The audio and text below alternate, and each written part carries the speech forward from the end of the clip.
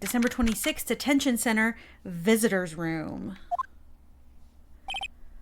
Maya? Where's Maya in there? Hello, Nick. It's you. I'm glad Mr. Edgeworth made it through the day okay. Oh, that's right. She got arrested for being in contempt of court. I forgot that happened. That's right. It's a relief. Hey, why'd you do that anyway? I don't know. I just knew I had to do something. I know I'm not the lawyer my sister was. You're not a lawyer at all. I'm sorry. Well, you did save the trial. Just behave from now on, okay? Okay. Have you been questioned yet? No, not yet. Detective Gumshoe was here just now. He said, seeing as this is your first offense, we'll let you go after questioning. Whew.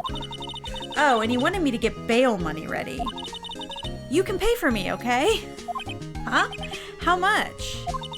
I don't know. I guess they'll send you a bill or something. Why do I picture giant bales of money every time I hear the word bail?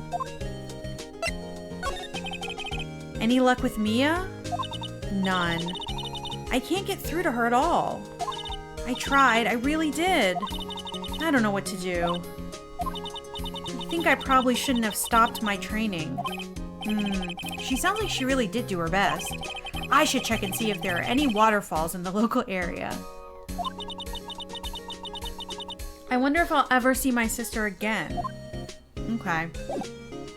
Well, I guess we have to go somewhere. There's really nothing to show her at this moment. So I guess we gotta go... Maybe we can go see Detective Gumshoe. Detective Gumshoe's not here. Gumshoe's at the scene again today. Huh? Oh, really? He's a live wire, that one. Got into a fight with the chief for not following protocol. Not following protocol? Interesting. I bet he wouldn't help them build the case against Edgeworth. Alright, he's at the scene of the crime. Let's go. Gourd Lake Park entrance. There are fewer than there were yesterday, but the cops are still around in the park. I wonder if Detective Gumshoe is here today. You know he is.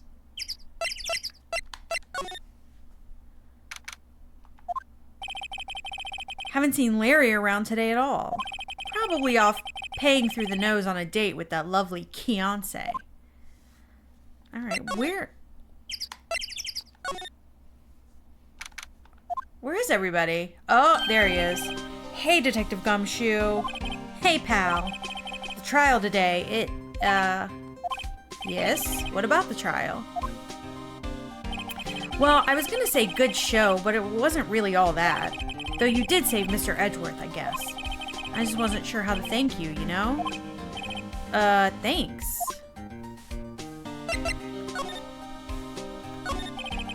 Detective Gumshoe? Any idea what strategy Von Karma is planning for tomorrow? Sounds like he's bringing in another witness. Another witness? Oh, right. He said something about that in the trial today.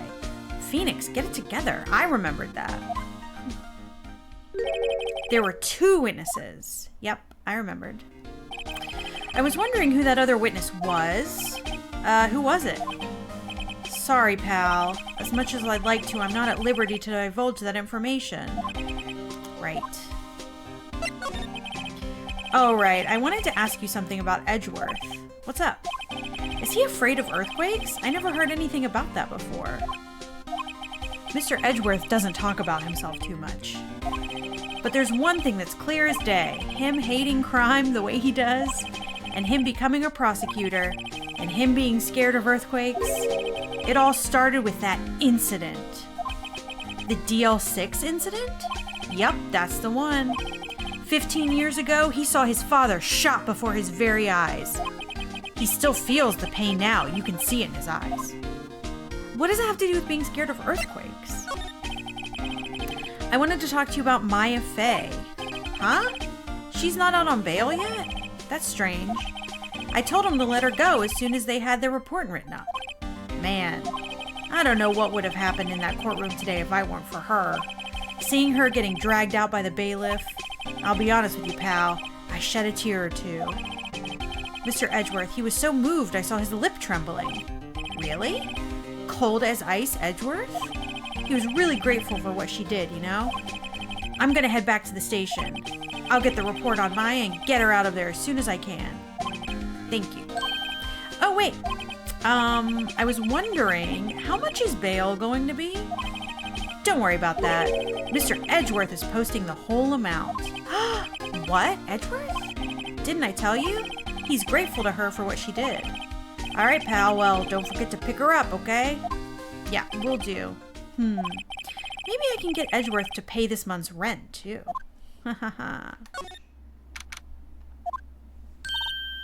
Nick, you finally came. They just finished the paperwork. I'm free to go. Free at last, huh? Those interrogators were really mean. They were like, okay, what did you do this time? Like I was some kind of criminal. Can you believe it? Well, they let you out in the end, didn't they? That reminds me. Thanks for bail. Thank Edgeworth. Huh? He posted bail for you. Said he was grateful for what you did. Mr. Edgeworth did that? I have to make it up to him. We've got to win this case, Nick. All right, we'll do it. What do you think we should do next? Yeah, we don't really have any clues. We could go to the park and look for Gordy. I am kidding. Still, if there are any clues out there, the park's as good a bet as any. Shall we head down there? Sure. All right, let's go. Let's go.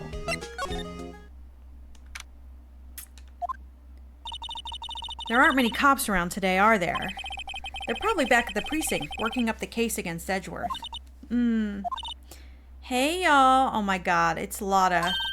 Hey, it's Lotta. I don't know how we feel about her. She almost lost the case for us. Y'all really did it today. What did we do now? No, I'm not complaining. See, I did a little thinking. A little self-reflection, you might say. I realized that being a witness is a mighty big responsibility. But I just went up there and started blabbing any old thing that came to mind. Lotta. So, you see, I wanted to make it up to y'all. Make it up? How? Lotta, what do you mean by making it up to us? Well, you see, actually, I got a bit of information for you. What? That Von Karma didn't want me to say nothing about it. What information? Now we're getting to the heart of it. See, I reckon we might be able to do ourselves a little exchange. Exchange? I thought this was to make it up to us. Right. I propose a little exchange to make it up to you. Okay. Information don't come cheap, my friend. Hey. I see you thinking, my, how unsophisticated these Southern folks are. It's written all over your face. Let me tell you, most Southerners are way more sophisticated than you. I'm just the exception, okay? Well, what'll it be? We gonna deal or not? What do we do, Nick? Yeah, let's make a deal. We don't have any other leads, so I don't think we have a choice here. Okay, how much? Huh? You completely off your rocker? I may not be sophisticated, but I'm not trying to rob the poor. The only fair exchange for information is information. Listen good. What I need from you is information about Gordy. What? Okay. Gordy? But Gordy might not exist. Then bring me proof that shows he don't. I'll be keeping watch from the car, okay? You see something, y'all come to me first. Got it? Okay. Right. See y'all later. Bye. Okay, Nick, let's get hunting. Hunting? You don't seriously mean Gordy? I sure do. What about Edgeworth? We're searching for Gordy for him, Nick. Don't you get it? Okay. And how exactly do we search for a make-believe monster? Maybe we can find a monster myth specialist. Okay. Oh my god, it's the Steel Samurai balloon or something. What's that? The Steel Samurai, Nick. Yo, Maya. Larry, what the heck is that? Oh, it was my girl Kiance's idea. She was all, if you like, put this here. It would be like, really cool. Dude, she gave it to me along with the banner. Wow, that's real impressive she could find those for you. Well, she knows a lot of people. And that show's finished now, so she got them for free. Right. Okay. Yo, Nick. What happened with Edgy? Well, we made it through the first day in court all right. I don't know how good our prospects are from here on, though. Huh. Hey, Larry, did you know Mr. Edgeworth's secret weakness? He's terrified of earthquakes. He acts like a little boy. Huh? That's weird. I don't think he was ever like that in school. No? Really? Well, we were only in the same class for a little bit. He transferred school pretty quickly. Transferred? Right, when the DL6 incident happened. Doesn't look like Larry knows about it, though. Hey, Larry. When did you get that big thing? Oh, the big guy? I've had that for about a month. Yeah. It's a big hit with the kids. Why wasn't it there yesterday? Huh? Huh? Oh, right. The compressor was busted. Compressor? Yeah, it's that little unit by my hot dog stand. That's what I used to put the air in the Steel Samurai. It broke a little while ago, so I sent it in for repairs. Oh. And here I thought you'd inflated it by yourself. Okay.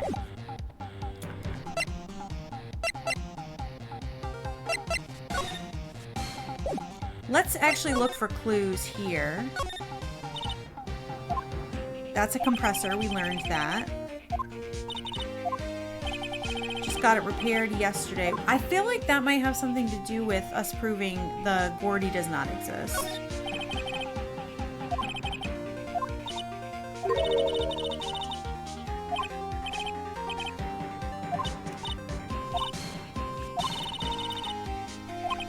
These Steel Samurai fans are obviously in a league of their own. We might go back to the detention center, or the precinct. Hey there, pal. What's up? You look out of sorts. Wait, you didn't go and do something that's gonna hurt Mr. Edgeworth's case again.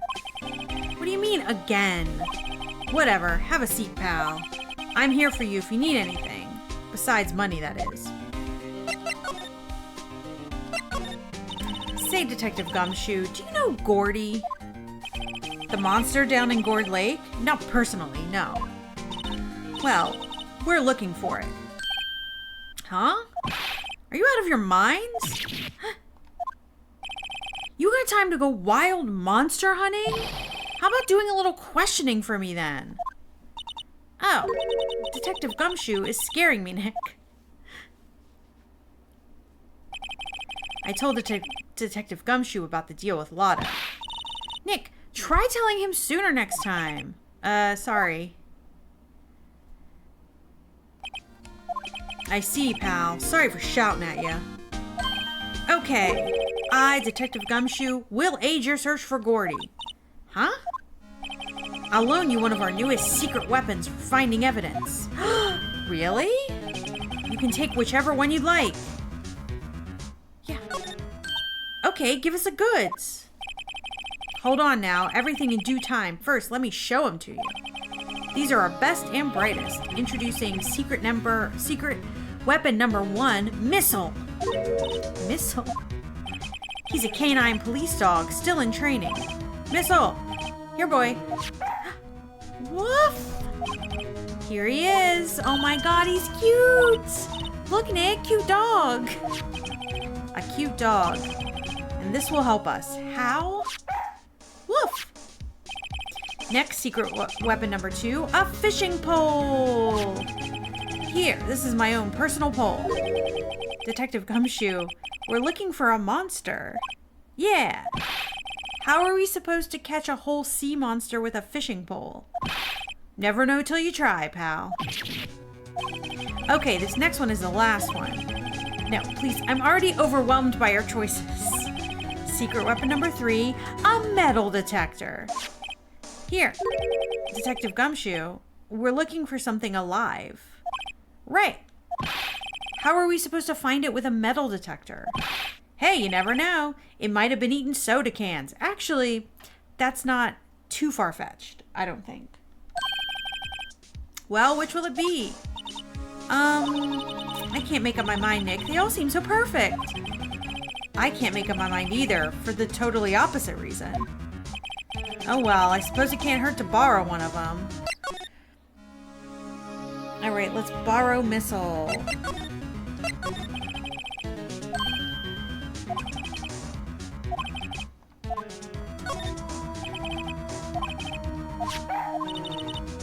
Okay. Wonderful. We're borrowing missile. Move to Gourd Lake Public Beach.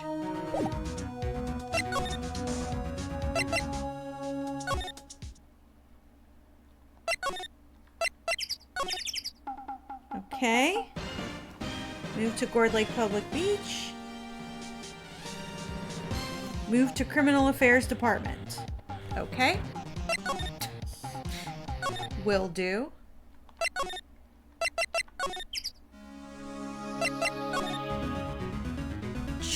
Choose borrow fishing pole. Do we have to do this in a certain order? That seems really unnecessary.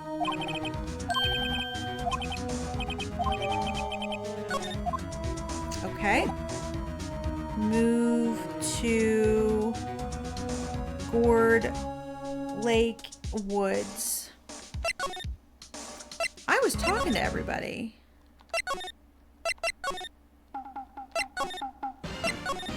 Move to Gourd Lake Woods. Okay. Move back to Criminal Affairs. We're not even talking to people. Weird.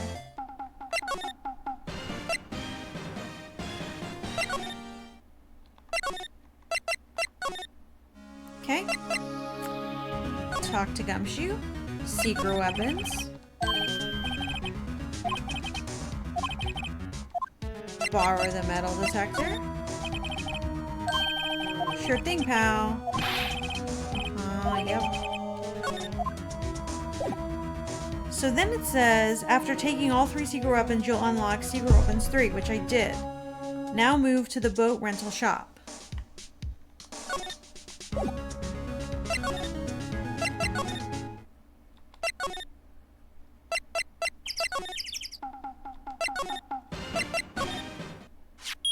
Oh my god, we needed to go to the boat rental shop with the metal detector. Oh, jeez. Nick, it's beeping. The metal detector found something. Sure is loud enough about it. Whatever it is, it must be in those bushes. Go check it out, Maya. Why do I have to check it out? Nick, look. Huh? An air tank? Huh. The valve looks broken. Thought it was Gordy. Maya, first of all, why would Gordy be in the bushes? And second of all, why would a metal detector react to a sea monster? Oh. There's something wrapped around the air tank. It looks like a string of flags? Well, we might as well take it with us now that we found it. It's heavy. Alright, well I did see what we have to do next because I was looking at a walkthrough, so we're gonna go show this to Larry. What? An air tank? What about it? Larry, I wanted to ask you about this tank. Is it yours? Is this air tank yours? Why would I have a thing like that? Look, see how there's a string of flags wrapped around the tank valve? It's just like that string of flags around your steel samurai. Must have been a coincidence. There's a string of flags everywhere these days. Like elementary schools and used car dealerships. Look, why would I need a tank anyway? To inflate the steel samurai? You used this to inflate that, didn't you? Inflate what?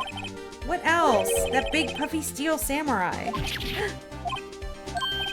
Now why would you go asking me a question like that? Looks like I hit the nail on the head. Right. Actually, see, the compressor I always use was on the fritz. So I tried using the tank to inflate it just once. And it didn't go so well. As I suspected. It didn't go so well? Yeah. Do you think you could be a little more specific? Come on. Look, it's embarrassing. So I really don't know when to talk about it. Tell us. Fine. Whatever. It's like what I said. The compressor was busted. So I took the tank and tried to fill the samurai up with that. And then...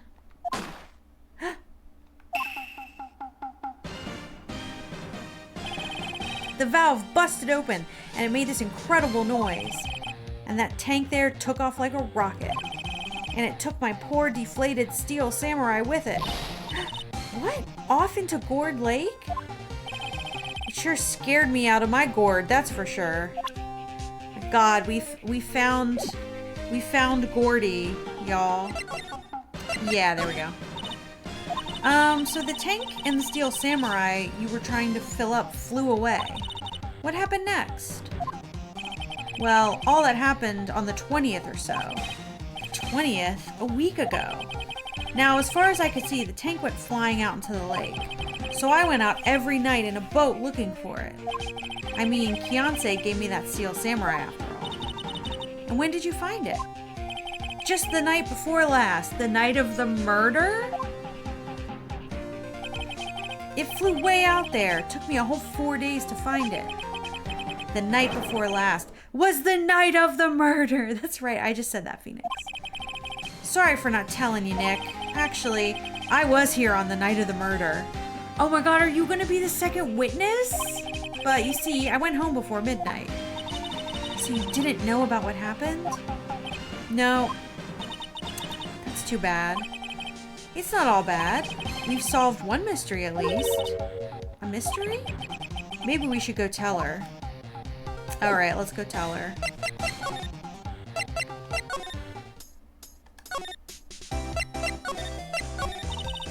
Well, Mr. Lawyer, I've got the info y'all need. Y'all got the scoop on Gordy for me? Yeah, he doesn't exist. Lotta, there is no such thing as Gordy. What? How can y'all be so sure? Really, Nick? Y'all got some proof Gordy don't exist? The proof that Gordy doesn't exist is here. Of course I have proof. No lawyer worth his badge would make a claim without the proof to back it up. Here's the proof that Gordy doesn't exist. Take that!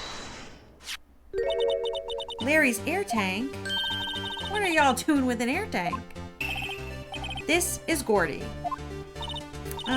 Excuse me? What exactly are you saying, Nick? Maya, you were right there. There's a stand near here, a hot dog stand. There's a giant inflatable samurai doll there. About a week ago, an idiot, who happens to be a friend of mine, tried to fill it. He used this air tank, and when the valve blew, the tank flew into the lake. Apparently, it made a pretty loud bang when it flew. A bang? The tank, along with the still deflated samurai, fell into the lake at the same time. A couple was taking a photograph of the lake. This photo. Wait, so you're saying that Gordy is really the steel samurai? Oh. She's sad. Well, that's a fine way to ruin a gal's dreams. I'm sorry, Lotta. Nah, it's okay. You win. I'll give you your info like I promised. Poor Lotta. So tell us this information you have. Promise is a promise, I guess. I overheard the cops around here saying something about the witness tomorrow. They said he's the caretaker of the boat rental place up the path here. Boat rental? There's someone there? I mean, it looks so deserted. Just an old guy living all by himself. Y'all should go check it out. Thanks, Lotta. We will. Let's get cracking, Nick. Hold on. Something else? Yeah, the night of the murder. My camera clicked twice, you know. Wait, so you have another photo? Well, yeah, but there's nothing in it at all. Just the lake. I figured it wouldn't be much use as evidence, so I kept it to myself. Well, it might not be helpful at all, but here, take it. Second lake photo taken at 11:50. But it was triggered by some kind of... Oh, bye now. Y'all take care. Bye, Lotta. Time for me to pack up and leave. So wait, her camera was triggered at 11:50 by one loud bang, and then there were two more, which means that was Edgeworth's gun because his gun was fired 3 times. So that checks out. Interesting. Poor Lotta. It's all Larry's fault. The legend still lives on, I guess. The legend of Larry. Familiar to all who knew him for any length of time. When something smells, it's usually the Butz. Someone should whip that Butz into shape. Alright. We finally have something to do at the boat rental shop. Hey, Nick. This is the boat shop that Lotta was talking about. You're right. Doesn't seem to be anyone around at all. Well, let's go check it out anyway. Okay. Maybe the door?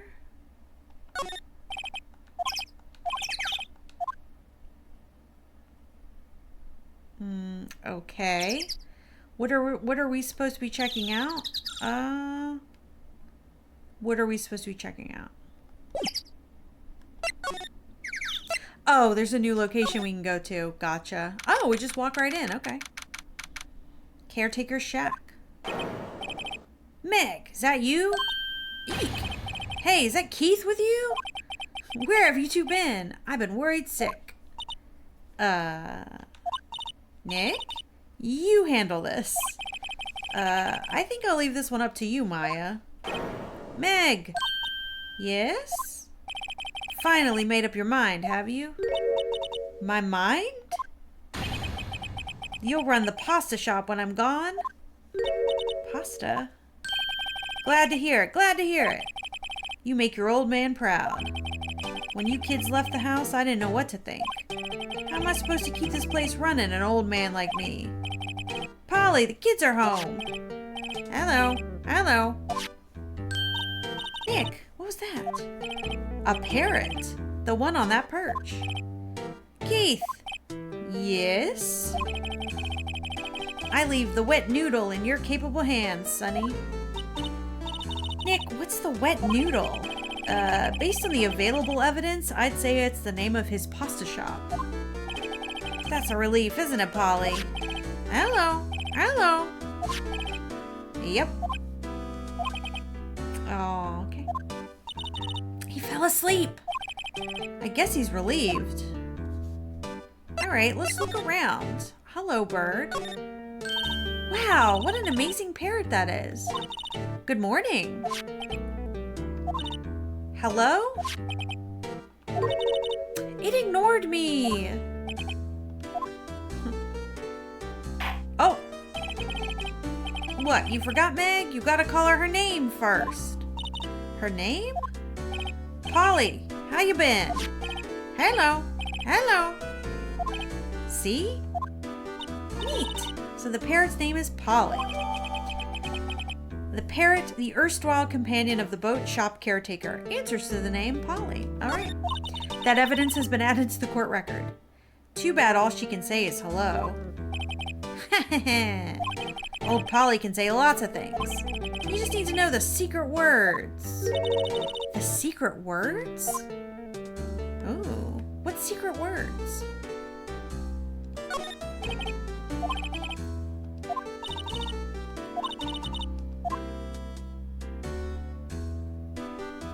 I feel like we can try to talk to her again.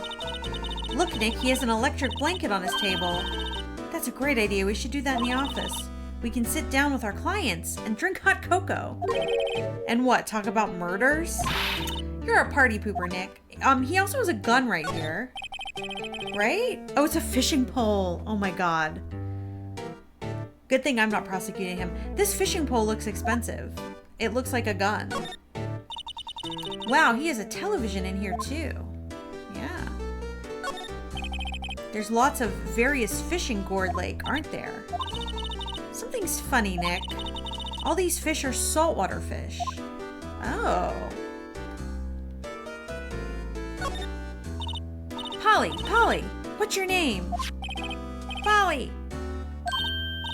Hee hee, cute. Maya's found a new friend. Nice, all right. So that's the shack. That's the caretaker's shack. Let's talk about the pasta restaurant. Okay. A pasta shop? Yep. To think, the wet noodle will live on when I'm gone. My father started it, you know, so that makes it you to the third generation. Meg. Yes. Tomorrow we'll start with the secrets of dough tossing. Dough tossing? You too, Keith. Yes. You'll be the best pasta wrangler the West has ever seen. Pasta wrangler? The West? Isn't pasta from Italy? Meg. Jeez. You know the best pasta's always been made west of the Rockies, don't you? Right, of course, everyone knows that. Nick? Huh? How long do we have to keep this all in the family charade? This old man must know something about the murder. We're not leaving until we find out what it is.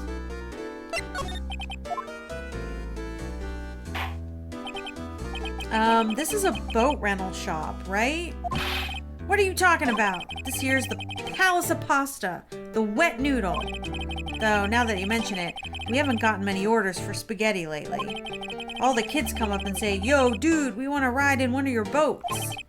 That's why I keep them boats out there. Youngsters these days. Darned if I understand them.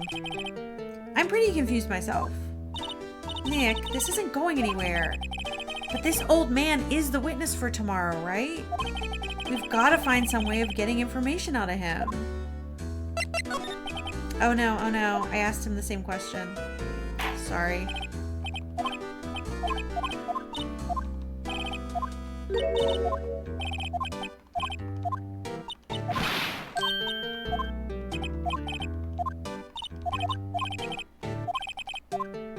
Okay, sorry.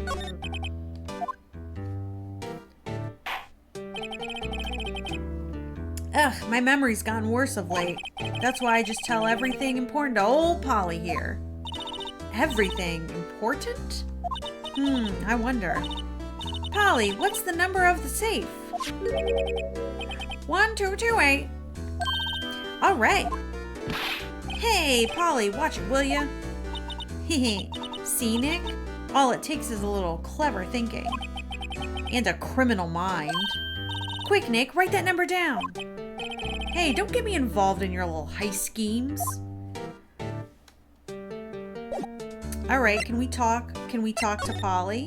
Do you have anything important to tell us? I have to show him my attorney badge. Ooh. That a lawyer's badge? Yes, it is.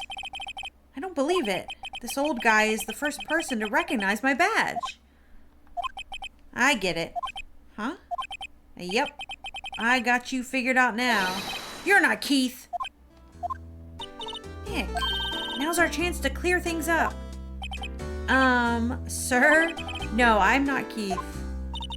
And I'm not Meg either. He's really mad about that. We're here investigating a murder that took place on the lake the other night. Please help us. A lawyer, huh? Please, mister. All right, I'll help. But on one condition. What's that? When this case is over and done, you'll run the wet noodle. Yeah, I'll do that for you, sir. Okay, we promise. Nick, are you sure about this? Hey, anything to get the case solved. Also, who wouldn't want to eat Phoenix noodles? I guess so. That's my boy. Good for you, Keith.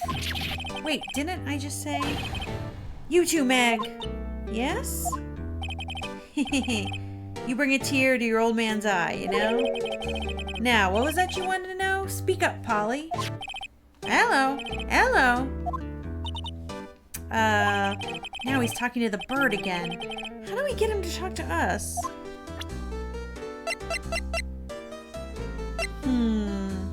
Do we show him evidence, you think?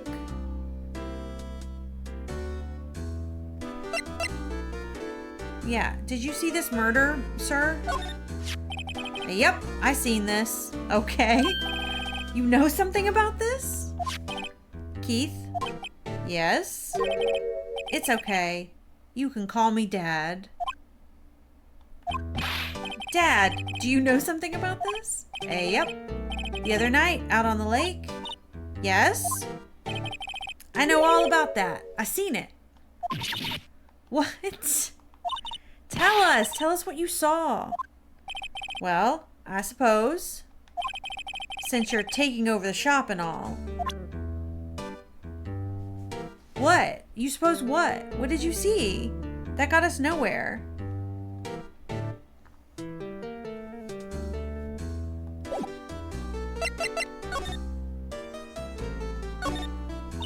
Polly, do you know? Do you know what happened to the murder?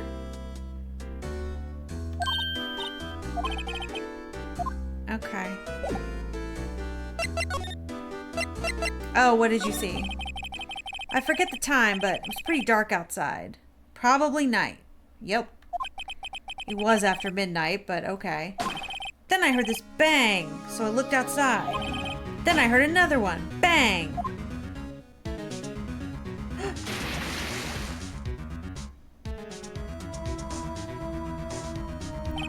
A little while later, this boat comes back. Then a young man walked by my window here. He was muttering something to himself. Yup. What did he say? Yup. I forgot. I'll remember tomorrow by court time, I promise. We need to know earlier than that. You know what? Little Terry was just here. Terry? Yep, that kid next door. You always used to make him cry, remember? He was wearing this tattered old coat, got himself some whiskers growing out of his face. He must be talking about Detective Gumshoe. Oh, he comes up and tells me to come down to the court tomorrow. Really? Somehow I don't think we're gonna get much useful information from this guy. Maya, maybe we should be leaving. I think you're right. Oh wait, I had one more question. Polly, have we forgotten something? Squawk. Don't forget DL6. Edgeworth would say that. Huh? What did she just say, Nick? One more time, Polly. Don't forget DL6. The DL6 incident? Hey, Dad. This is getting weird. Who is that old guy? Why would that bird Polly know about DL6? We have to figure out who that old man is. Oh. What? He locked the door from the other side. Who could that old man be? I think I need to do a little more research on this DL6 incident. Maybe I should ask Detective Gumshoe. Alright, let's go ask Detective Gumshoe.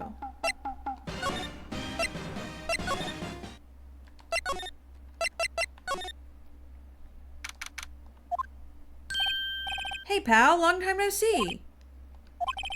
You don't look so happy. What's wrong this time? Actually, we wanted to ask you something. Yeah?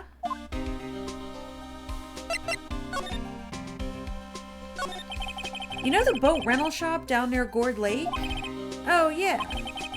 The old man who runs it is appearing as a witness in court tomorrow, right?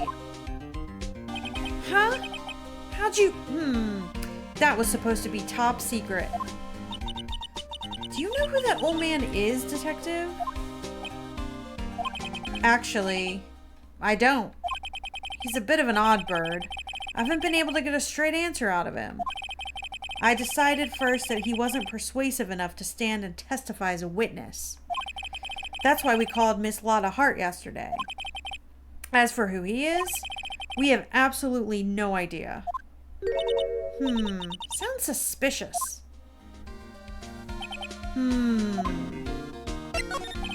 Detective Gumshoe, please help us. Huh? We need to know about the DL6 incident.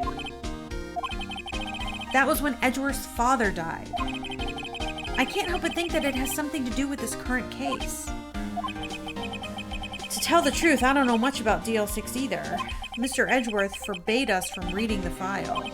So, I'm afraid I can't show them to you either, pal. What? However, if you can convince me somehow that the DL6 incident is related to this case, well, I guess I'd consider opening that file up.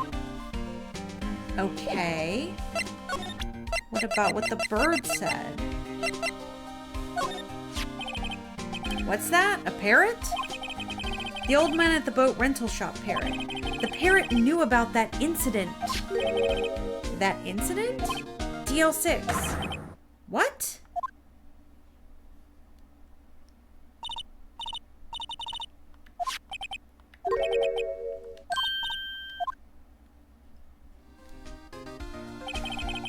I'm pretty sure that old man must have taught her that word.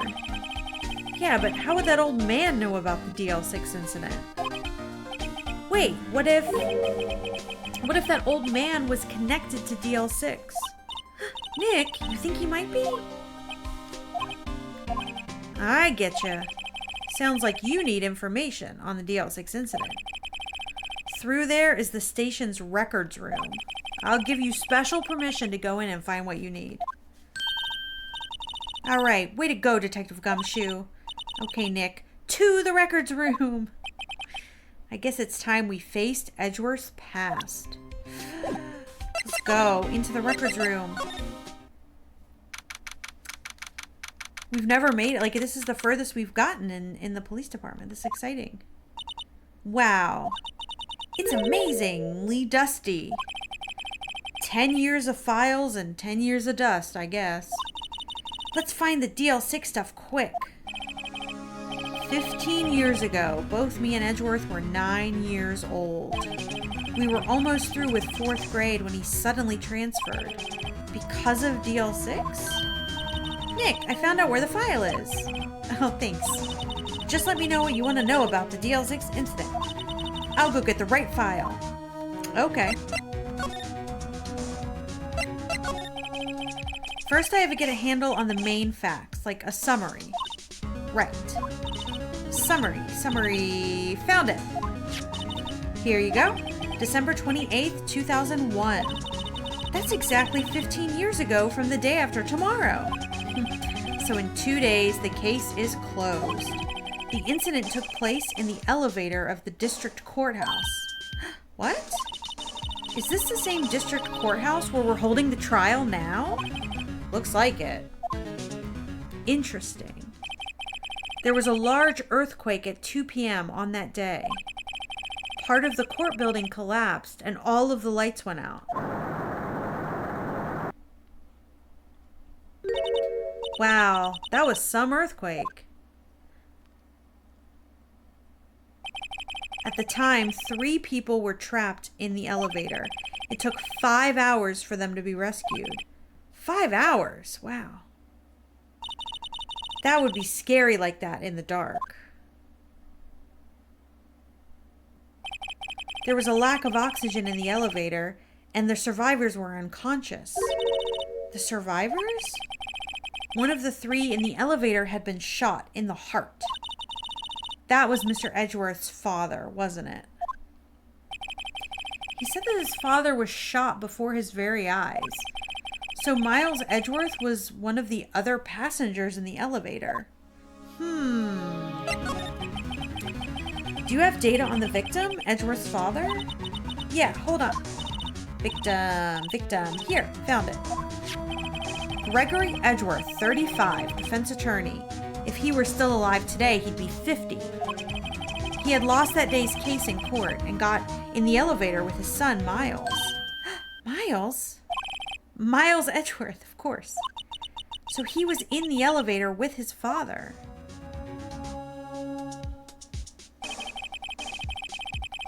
From the angle of the bullet and the other evidence, it could not have been a suicide. The murder weapon, a pistol, was found in the elevator. The pistol had been fired 2 times. Where have I heard that before? Huh. Sounds just like the current case. What's going on here? It does sound just like the current case. Got any data on the suspect in there? That would be the guy that my mom got arrested. Hold on. This is it. The man arrested as a suspect in DL6 was Yanni Yogi? He was a clerk in the court, apparently. So he must have been the 3rd person in the elevator. Well, then he had to have done it. But he was found innocent, thanks to his defense lawyer, Robert Hammond. Hammond, the victim in our current case. Right. The suspect, Mr. Yogi, was oxygen deprived. So much so he had brain damage. He lost all memory of being in the elevator. After he was declared innocent, he disappeared. Where could Yogi have gone to, I wonder? Is it the old man at the boat rental shop? He may be closer than we think. That would be interesting.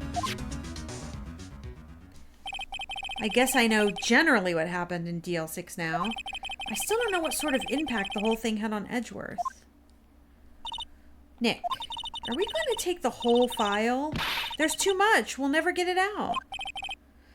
You're right. How about we just take what we think we'll need?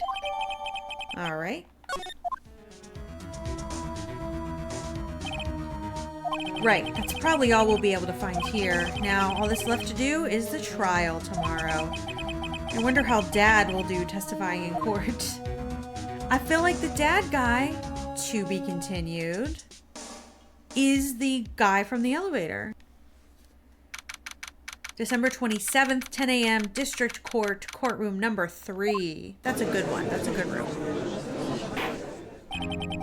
Court is now in session for the trial of Mr. Miles Edgeworth. The defense is ready, Your Honor. Very well. Apparently the prosecution is also ready. Who is the judge here anyway? Mr. Von Karma, your opening statement. Okay, no opening statement, so... Not so fast, Judge. I was taking a meaningful pause before speaking. Right, of course.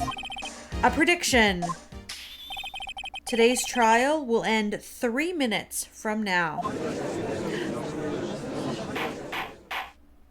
Order in the court.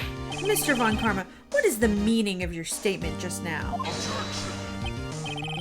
Must you question everything? It will be over in 3 minutes. We have no time to waste. I'll call my witness now. I call my witness, my decisive witness, to the stand. It's that mysterious boat shop owner. Witness, state your profession.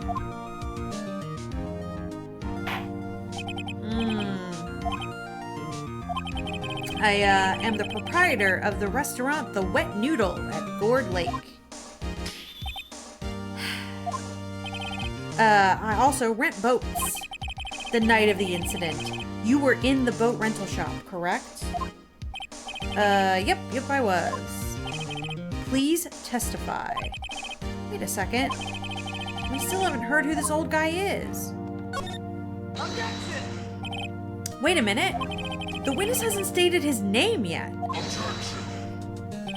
Because I did not ask him, Mr. Wright.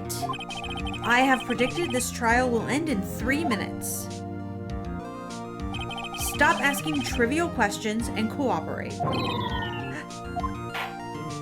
The witness will state his name.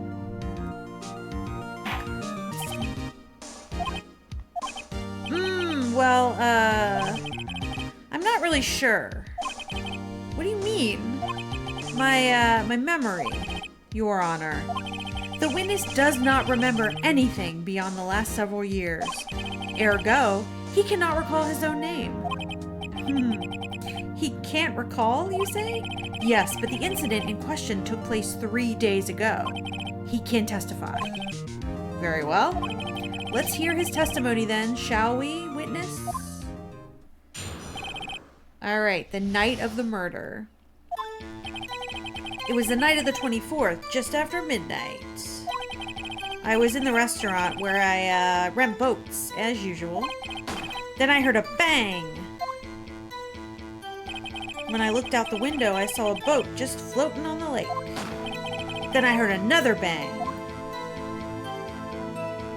Just about then, the boat comes back to shore, and a man walks by my window. Very well. I'd like to begin the cross-examination. There is nothing to question in my witness's testimony. Ergo, no need for a cross-examination. Besides, there are only 10 seconds left before our 3 minutes is up. Judge, your verdict now. Yes. Mr. Wright? Yeah, of course we're going to cross-examine. What are you saying? Of course I'll cross-examine the witness. Very well. You may begin. Oh, he's mad. Excuse me, Mr. Von Karma? 3 minutes just passed. I see. Well then, let's just take our time. You may cross-examine the witness. Thank you. All right, here we go. It was the night of the 24th, just after midnight. Just after midnight, you say? Yep, just around then. Are you sure? Pretty sure. When I talked to you yesterday, you were rather vague about the time. I'm surprised you seem so sure about it today. I asked him, and he remembered. Isn't that right?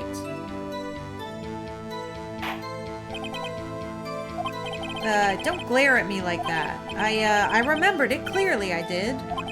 You see? Continue. This is a bad witness, guys. I was in the restaurant where I rent boats, as usual. Then I heard a bang.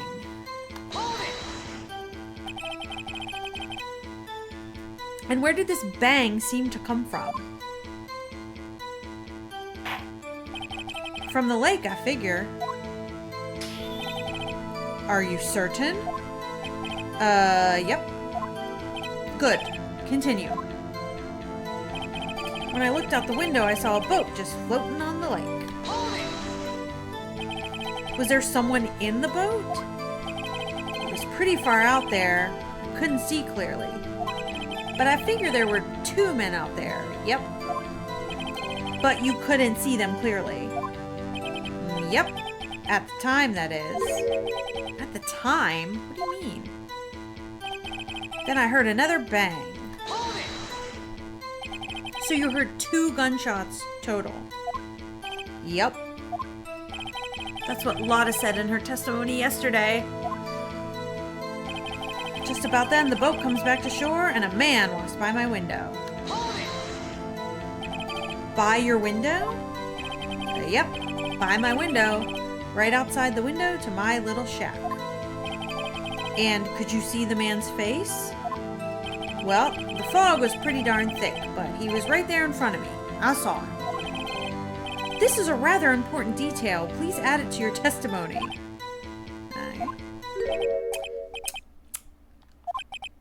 I have a bad feeling about this.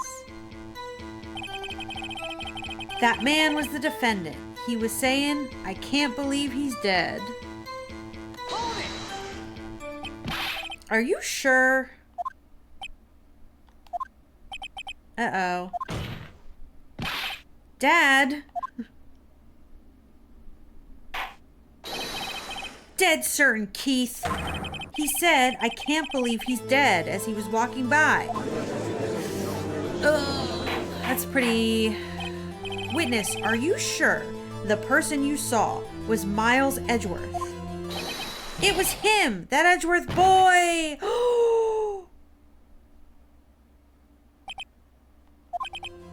This sounds like decisive evidence indeed. I see no room for doubt. Von Karma. He lured me into cross-examination so he could set me up for a fall. Nick, I don't like the way things are going here. Everyone in the courtroom is glaring at us. I'd better act quick or this trial's gonna be over.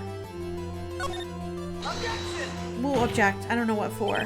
Your Honor, we proved in yesterday's trial that it could not have been Edgeworth who fired the gun. Mr. Wright, are you referring to the fingerprints from Edgeworth's right hand found on the gun? And the photograph showing a man firing with his left hand? Yeah, exactly. That is easily explainable. He could have wiped his prints after he fired. You are ignoring the truth of the matter. Everything in this witness's testimony is true. The judge is lost in thought. What should I do? The judge is thinking, so let's wait. I usually never wait, but he's thinking. I can't see any room to raise an objection. I'd better hold back and see how things develop. Nick, we have to do something. If we stay quiet, Mr. Edgeworth will be found guilty for sure. It's no good. There's nothing I can do. Are you sure? To be honest, I don't know what to do anymore. Please. Can you hear me, sis? Please. We need your help. Nick needs you. 3 minutes was perhaps too high an expectation. However, 15 minutes isn't bad. This must be a new record. Enough! The witness may leave the stand. This court sees no reason to further prolong the trial. Nor is there any need for more time to decide the case against the defendant. Was I supposed to object? Oh no! This case is extremely clear. I see no room for misinterpretation of the facts. What? No! This court finds the defendant, Mr. Miles Edgeworth, guilty! Oh no! The accused will surrender to the court immediately to be held pending trial at a higher court within a month from today's date. That is all. This court is adjourned. Oh no, we failed our friend. Wait!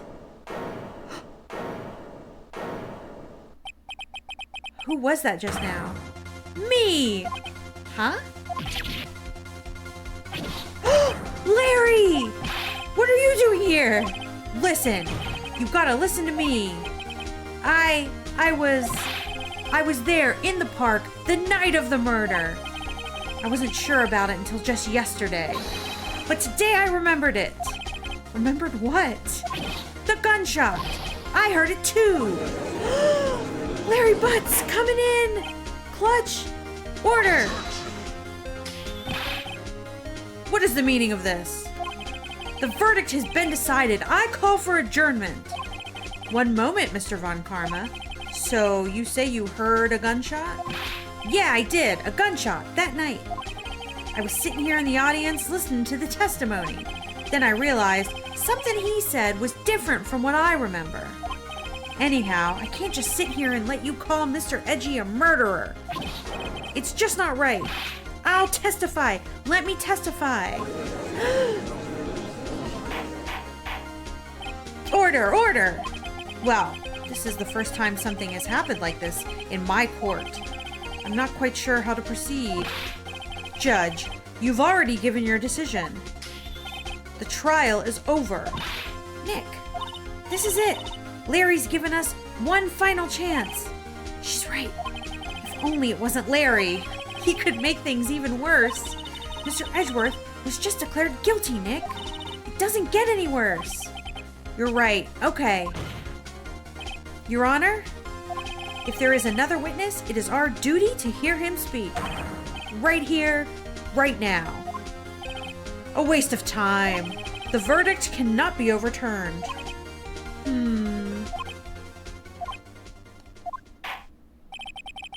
Allow me to speak my opinion. In all court proceedings, it is our duty to prevent an inaccurate verdict. In order to make sure no mistake has been made, every witness should be heard. What is this? I withdraw my previous verdict of guilty. Hey. Mr. Von Karma, I order you to call this new witness to testify. Now. What? The court will adjourn for a 5-minute recess. After that, we will hear this new witness. Court is adjourned. Oh, geez.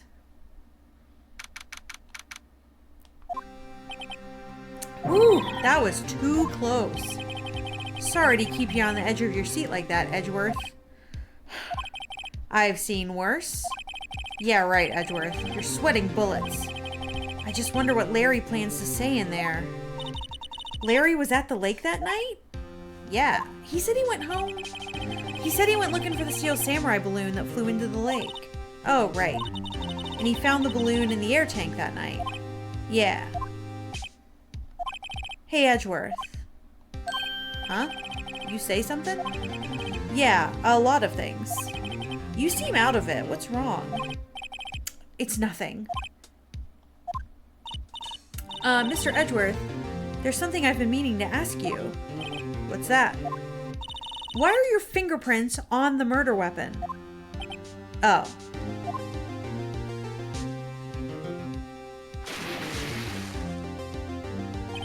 When he fell into the lake, I went into a daze. I couldn't understand what had happened. I couldn't think straight. Then I saw the pistol laying on the floor of the boat in front of me. I picked it up without thinking. I didn't have a reason, really. I see. Right? Yeah? This might be our chance. Our chance? Von Karma has only ever run perfect trials. Perfect trials?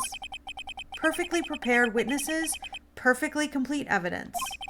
That's the secret to his success. This is the first time he's ever had to deal with something unexpected. He has to let someone he hasn't even talked to testify before the court. And that someone is Larry. What are you getting at? It's likely his testimony will be full of holes, right? That's right, Nick. No 10-minute trial this time. We'll milk this one for all it's worth. Hey, it was 15 minutes. Everything's riding on Larry now. Oh no, not the Butz. Larry Butz. All right, 10:35 a.m. Back in courtroom number 3 with our good friend Larry. Court is now back in session. Witness, please testify to the court about everything you saw on the night of December 24th. Right, leave it to me. Please, Larry, don't mess this one up. I hate to admit it, but you're our last chance. Von Karma didn't even have time to prep his witness. I just hope Edgeworth is right about this being our big break. Alright, this is Larry's night of the murder testimony. That night, I was out in a boat on the lake. I was looking for something, and I found it. So I quietly slipped the boat back to the rental ship dock. Then, just as I was thinking about going home, I heard a bang. I looked out over the lake, but I didn't see a boat. So after I heard that single gunshot, I went home. That's different than everything everyone else has said. That was an unusually vague testimony, even for this court. In any case, Mr. Wright, you may begin your cross-examination. Yes, Your Honor. What's wrong, Nick? It's Larry. I have no idea what he's going to say if I press him. I'm a little scared. Well, we've come this far. There's no way to go but forward, Nick. All right.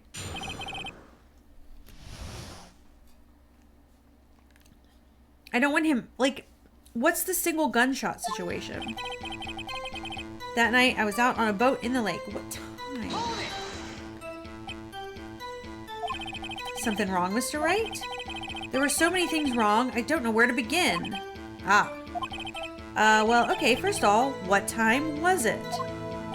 Oh, it was after 11 when I went out on the boat. By that time, everyone had gone home for the night. So I waited until the coast was clear, so to speak. Why were you out on a boat at such a late hour? I was looking for something, and I found it.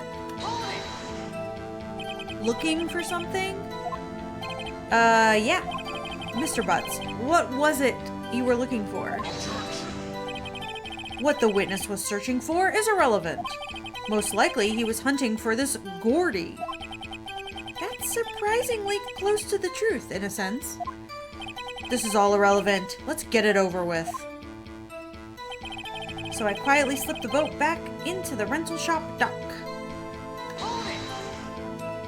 Around what time was that? Well, let's see. Figure I was out searching for about an hour. I guess it was around 12? Yeah. You're not sure? Hey, don't give me that face. I'm not some sort of human sundial, okay? People use watches these days, Larry. Okay. Then, just as I was thinking about going home, I heard this bang. Where did the sound come from? Yeah, well, I wasn't too sure about that. I looked around, you know. Did you look at the lake? Yeah, I looked. I looked out over the lake, but didn't see a boat. Wait a minute. We have this... What's the second picture?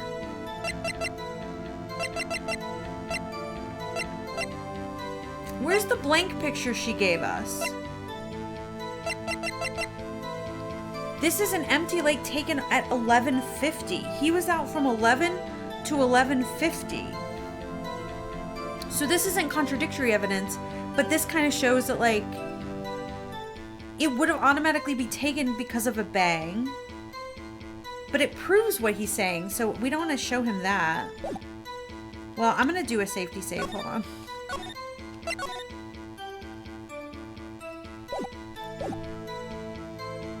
I looked out over the lake but didn't see a boat.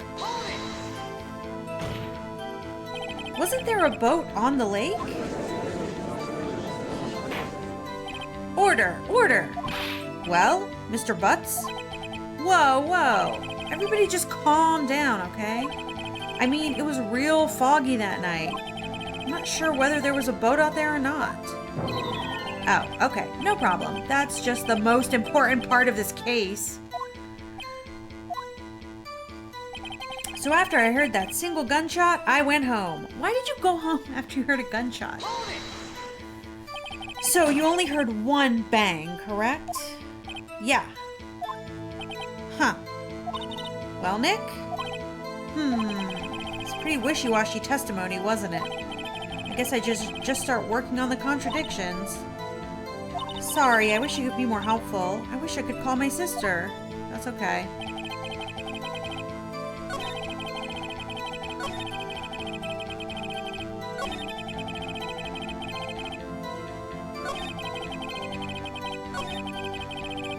I think we need to talk about... I think we need to do this testimony that there were 2 gunshots. Objection! Wait a sec, Larry. What? You only heard 1 bang? Are you sure? That's what I said. But Miss Lotta Hart testified yesterday that she heard 2 bangs. And the old man just now said the same thing. They both heard 2 gunshots that night. Huh? Were you even listening? Were you paying attention at all to what they said? Yo, Nick, please. Huh? You know, something's been bothering me. I'm a witness, see? I'm like a customer here. So you gotta treat me nice and stuff, okay? Mr. Butz. What? You only heard 1 gunshot, are you sure? Well, to tell you the truth, I'm not sure. Not sure? How could you not be sure? Yeah, well, I might have missed the other gunshot. I was, listening to something else. Something else? My radio, dude, with my headphones. Oh, scandal. Everyone's mad. Order, order, and stop that booing. Mr. Butz, you were listening to the radio with your headphones? Yeah, so what? That's a crime? I listen to my radio. Everyone listens to the radio. What's the big deal? Mr. Von Karma, your opinion? Waste of time. I do not accept this witness nor his shoddy testimony. Well, Mr. Wright, should he continue to testify? Oh man. I don't know what else. We do have one bang happening at 11:50.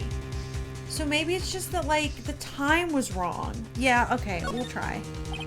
Your Honor, please allow the witness to continue his testimony. Bah!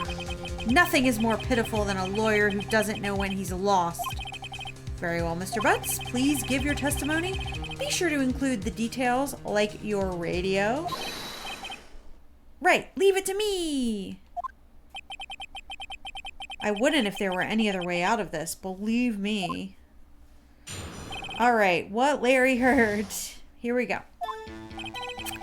It's lonely being alone on Christmas Eve. That's why I was listening to an all-request show on the radio, see? I was listening to it real booming loud, like. But I'm sure I heard that gunshot. I remember exactly what the DJ was saying when I heard it, too. You were listening to your radio at a high volume? Yeah, what's the big problem? Can't a man listen to his radio in peace? Isn't this a free country? I truly believe Larry has no idea what the problem is here. Judge, can you believe a word this witness says? What he heard was probably nothing more than a drum beat from the radio. True enough, it is difficult to believe this testimony. Objection! Wait, Your Honor. The witness said he remembers exactly what the DJ said when he heard the gunshot. Excuse me? DJ? An announcer, the guy who says the things on the radio. Anyway, what this means is when he heard the sound, no music was playing. The DJ only talks in between songs, so he could have heard the gunshot from the lake. I'd like to cross-examine the witness, Your Honor. Very well, Mr. Wright. I can't believe I'm continuing this charade. What did Larry hear? Okay, here we go. It's lonely being alone on Christmas Eve. Objection! It's not lonely. Being alone. All right. I was listening to an all-request show on the radio. What contradictions could we possibly have with this? I'm sure I heard that gunshot. Okay. I remember exactly what the DJ was saying. Well, what was it? What did she say? Mr. Wright, please cease these pointless questions. What possible good could knowing what the radio DJ said do us? Indeed, Mr. Von Karma has a point. I'll allow the question only if you see some reason why we should care. We should care. Because it'll help us determine the time, I think. I don't know. That's a really weird... It's kind of a stretch. Well, how do you know if we don't ask? Fine, very well. Mr. Butz, please testify to the court. What was the radio announcer saying when you heard the gunshot? Just when she said, hey, it's almost Christmas, I heard the gunshot. The 11:50, that's when the fake picture was taken. That's when the photo of the nothing was taken. This is the most ludicrous testimony I've ever heard. No, it's not. He knows what he's talking about. Dude, there was one gleaming ray of hope in there. I've got to press it until we get to the bottom of what happened.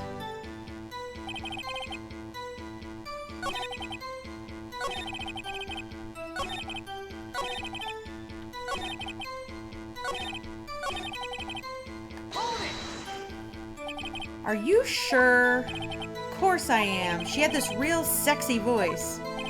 Maybe Von Karma's right. I'm not sure how that helped us at all. This is the most No, it did. No, it did. I thought we were gonna be pressing. Sorry.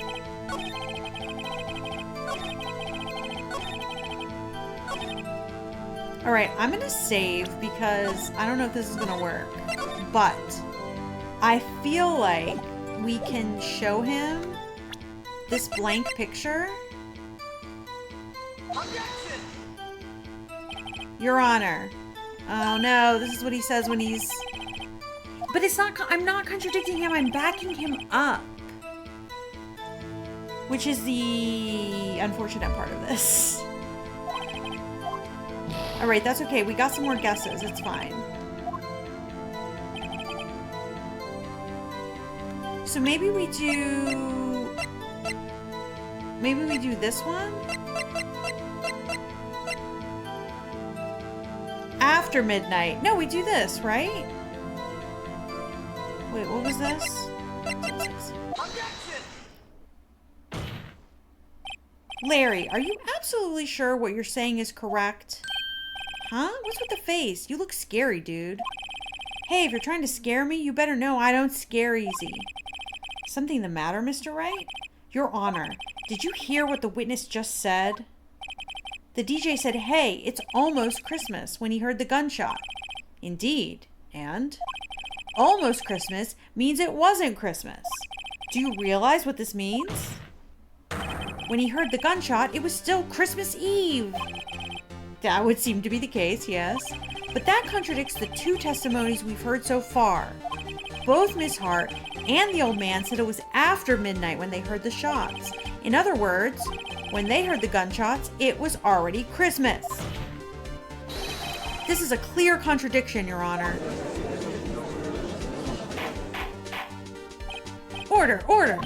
What does this mean? The two prior witnesses heard gunshots after midnight. However, this witness says he heard a gunshot before midnight? Judge, the answer is simple. The current witness is plainly mistaken. Just look at him. Suspicious. What? Well, Mr. Wright, what do you think about Mr. Butz's claim he heard the gunshot before midnight? Yeah, I say he's right. Larry's not mistaken, Your Honor. He heard the gunshot before midnight. Intriguing. I'm assuming you have evidence of this wild claim? Yeah, I already tried to show it. Show me evidence there was a gunshot before midnight. Empty lake photo. Boom. Look at this photograph. Every time I do it makes me laugh. This was taken by our witness yesterday, Miss Lotta Hart, with her automatic camera. The timestamp of the photo reads December 24th, 11:50 p.m. Oh. But there's nothing on the lake in this picture. Your Honor, the real issue here is not why nothing is shown in this photograph. It is why this photograph exists at all. What do you mean? Your Honor, this photograph was taken by an automatic camera. That camera was set to go off in response to loud noises. Aha! Correct. There was a loud noise on the lake at 11:50 p.m. That is why the photograph was taken. In other words, when Larry heard that gunshot, it was most definitely still Christmas Eve. Indeed, it would seem that this is the case. Then where does that leave us? Miss Hart testified that she heard the gunshots after midnight. Are you claiming she was mistaken? Not at all, Your Honor. It is a fact that the camera also triggered at 15 minutes after midnight. Your Honor, that night there were two sets of gunshots with a 25-minute pause between them.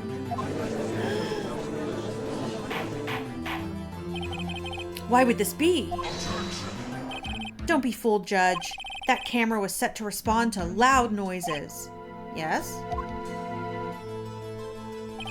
There was no proof that the loud noise at 11:50 was a gunshot. Why, the witness could have sneezed, triggering the camera. Hey, my nose was clear that night, man. Clear. Well, Mr. Wright? There's no turning back now. Can you prove that the loud noise at 11:50 was indeed a gunshot? Please show the court evidence if you have any.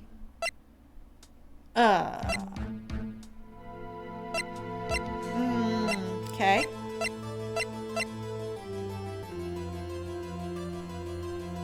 Is it because it was fired 3 times?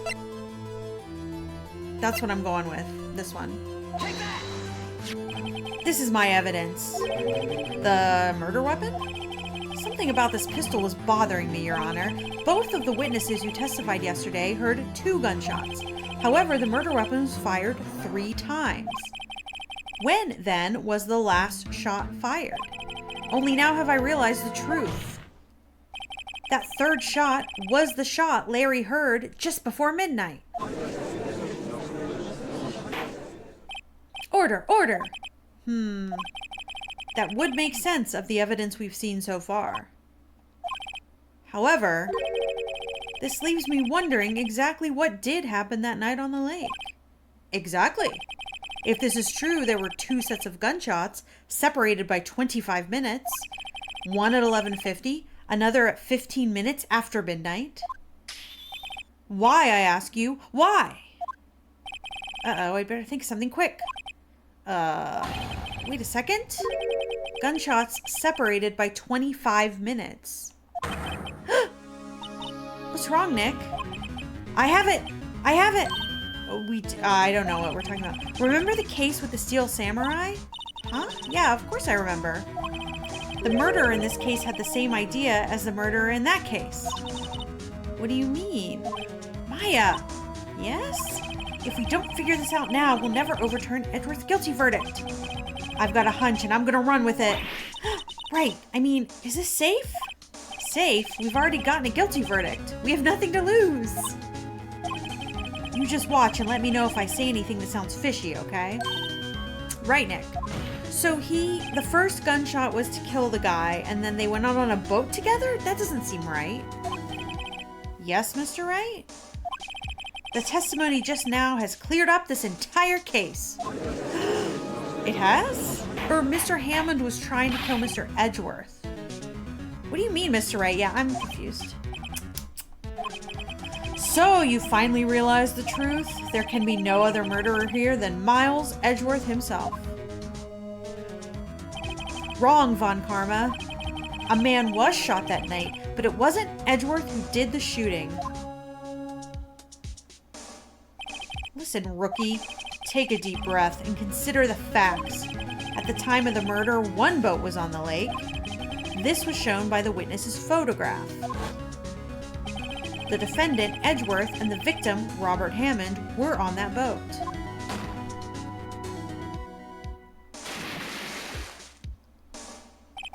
There was a gunshot fired on that boat, and Robert Hammond fell into the lake.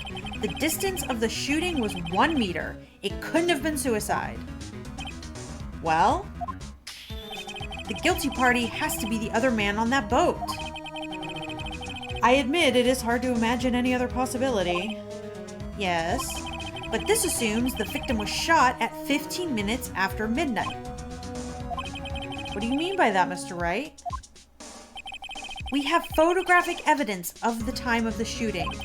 The timestamp on that photo was 12:15, but Larry heard a gunshot 25 minutes before that. Robert Hammond was killed then, 25 minutes before the shot on the lake. That's the only way that Edgeworth could be innocent. Mr. Wright, are you quite mad? Explain who the 2 men on the boat are. Edgeworth and the murderer? Edgeworth and the murderer.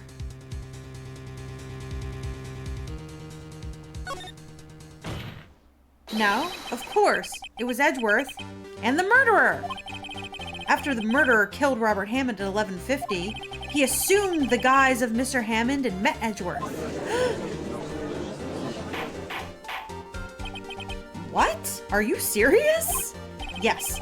Edgeworth won't tell us why he went to the lake that night. However, I have a hunch. That night, Robert Hammond called Edgeworth to the lake. Now, Edgeworth didn't know Robert Hammond's face that well. That's why he didn't suspect anything when the murderer took Robert Hammond's place. I'm not sure what to make of all this. Ludicrous!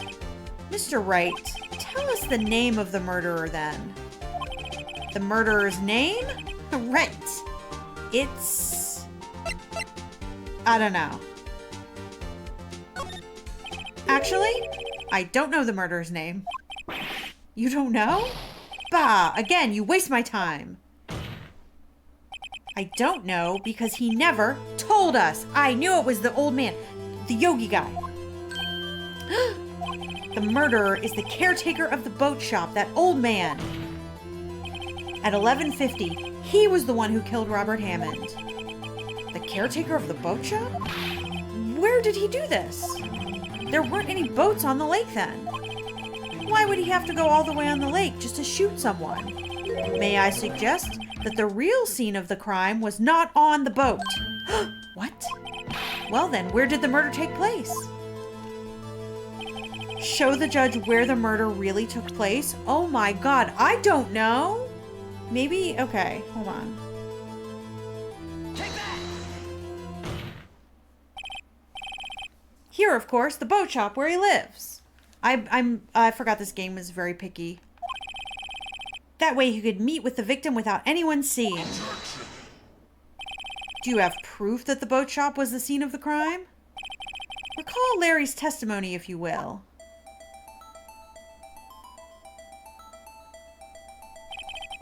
That night he was out on the lake in the boat, searching for something. He finds it and returns to the boat.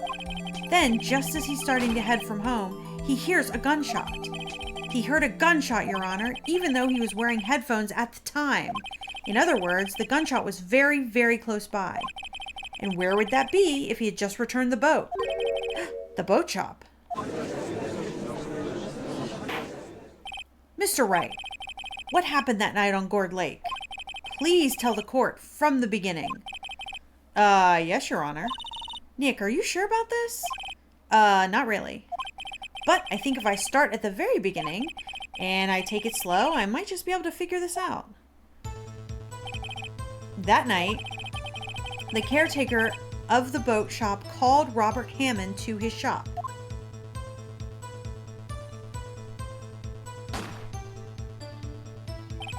This was around 11:50. That was when the gunshot that Larry heard was fired. After that, the caretaker put on Robert Hammond's coat. He became Robert Hammond. Then he got in the boat with Edgeworth and went out into the middle of the lake. Then, who fired the pistol on the boat, Mr. Wright? The caretaker, because Miles said he didn't shoot the gun. Of course, it was the murderer who shot the pistol. He shot twice, both missed Edgeworth on purpose. Wait a minute. Yes? Why would he shoot twice if he didn't mean to hit anyone? Details.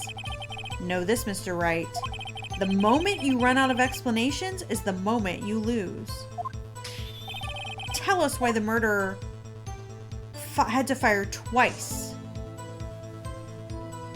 Well, it wasn't because the first shot missed, because he said he missed it on purpose. To create a witness? I believe he shot twice to create a witness, Your Honor. Create a witness? The murderer lifts his pistol and fires one shot. That ensures that anyone who heard the shot would look at the lake. Indeed, Miss Hart did exactly that after hearing the first gunshot. Next, the murderer waits a bit and he fires again. Then, jumps into the lake. The murderer jumps into the lake himself, leaving the pistol in the boat behind him. I see.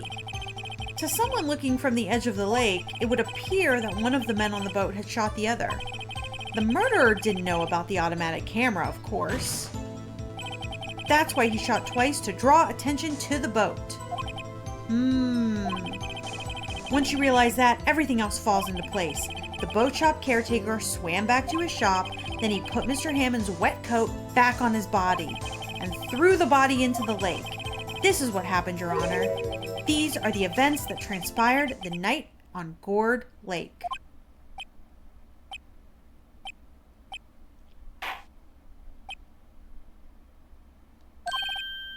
Bailiff, bring out the witness from before. The boat shop caretaker, quickly.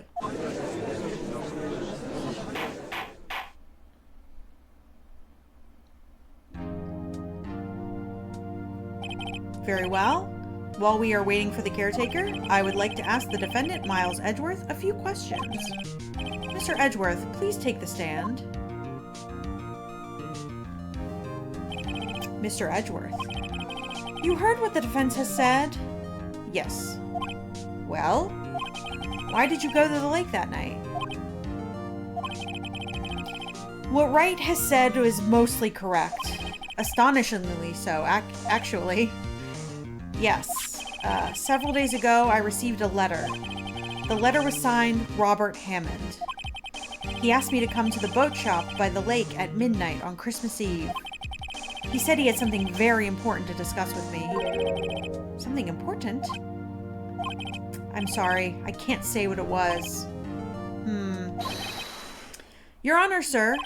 Bailiff, we are conducting a trial here. I ask that you remain quiet. The witness has disappeared. He isn't at the boat shop either. What? What should I do?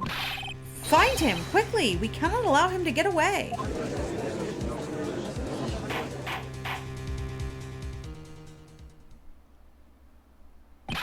Mr. Von Karma, your witness has disappeared.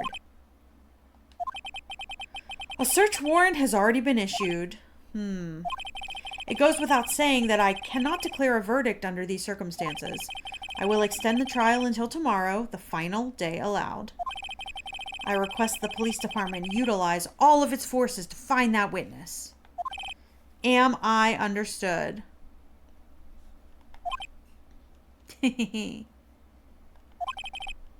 One more thing.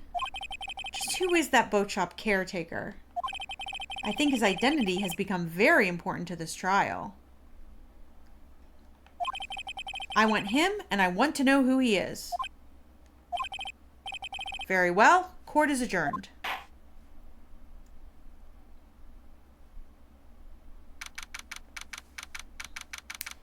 (1:22 p.m. Defendant lobby number 2. Yay, Nick, you did it. Yeah. Well, at least we got out from under that guilty verdict. And what about Larry? That was something else. Even Von Karma didn't know what to do with his testimony. Larry really helped us out. Sure, once I sifted through his unique testimony. Still, he did save us. I just wish our cases weren't so down to the wire all the time. I know what you mean. Sometimes I feel like it's us on trial instead of our clients.